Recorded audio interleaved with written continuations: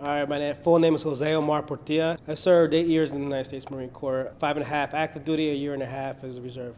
I went to Performing Arts High School. I was a theater major. I didn't know if I wanted to go to college or how to go about starting a film career or anything like that. So in junior year, I decided to look up every branch of the military and go in and see which one I wanted to join. A month later, I was a Marine Corps boot camp in Parris Island. I was deployed 3 times overseas. My primary job was paralegal almost, so it's worse because I had to sit in the office with a bunch of lawyers. But I mean, it was good. I learned a lot about military law and civilian law. So when I actually got pulled in to go to Iraq, my first duty station, or my first tour, I didn't only get pulled to do legal chief for my unit, I also got pulled to do security detail for the convoy for the general and the chief of staff. We were actually pushed in with an infantry unit. We went in through the cities, cut a couple firefights. Pretty much we lived outside, no shaving, no showers, just moving every day. So yeah.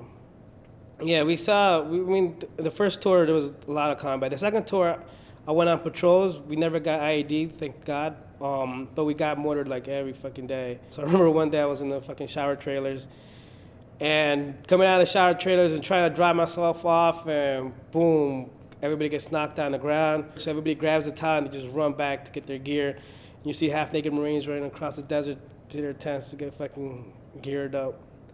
So yeah, there's a lot of combat. When it comes to being in a combat zone, you gotta kind of disconnect yourself from any emotional feelings. So after a while, your emotions just, because you're sleep deprived, you're tired, you're hungry, your emotions become something of a secondary thing. They don't really matter as much as what you have to do and get ready for the next day. So the mentality that most Marines have going into a combat zone, they're scared. It only takes one mortar attack to end your day, and you don't even get a chance to fire back when it's that. I remember the first time I heard a mortar attack. The first time we walk in, and then, and I shit you not, my heart must have skipped a beat. And then the guy's like, "Don't worry, you'll get used to it." And I was like, "You'll get used to it." He's like, "You'll get used to it." We had helicopter helos, angels they would call them. They would bring back survivors and bring back bodies.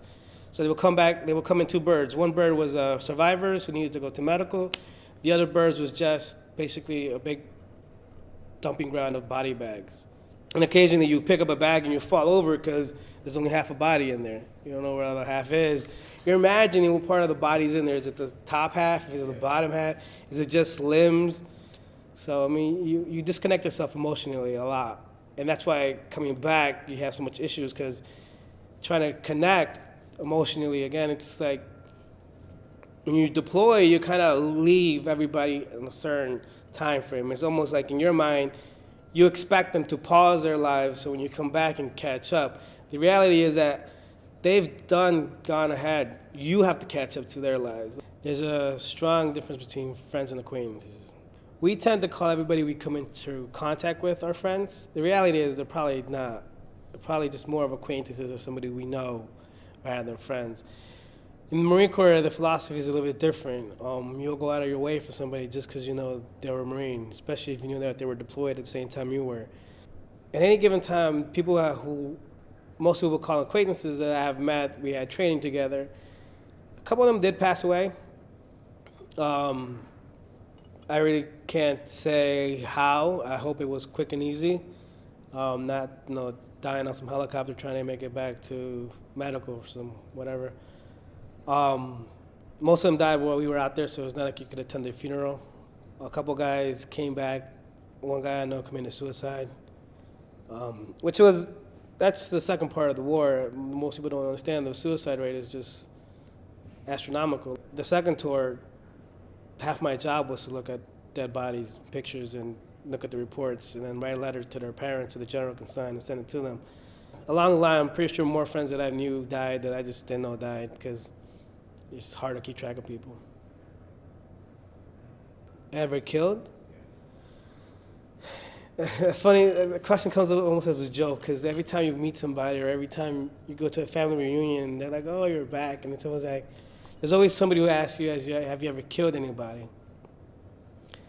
You know what? I don't know. I never stopped to check. You know, my idea wasn't to shoot somebody, go and put my name on them so they can give me a star or something. No. I honestly say I hope I don't, because then that gives me one less person I have to think about that died. Is it possible?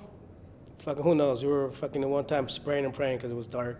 And then you might have hit a cow, you might hit a person who you were just pushing through, making it to the next stop, trying to make it home alive. So to answer your question, I don't know. I don't think I want to know. I think I'll just leave it as an experience that happened and move on.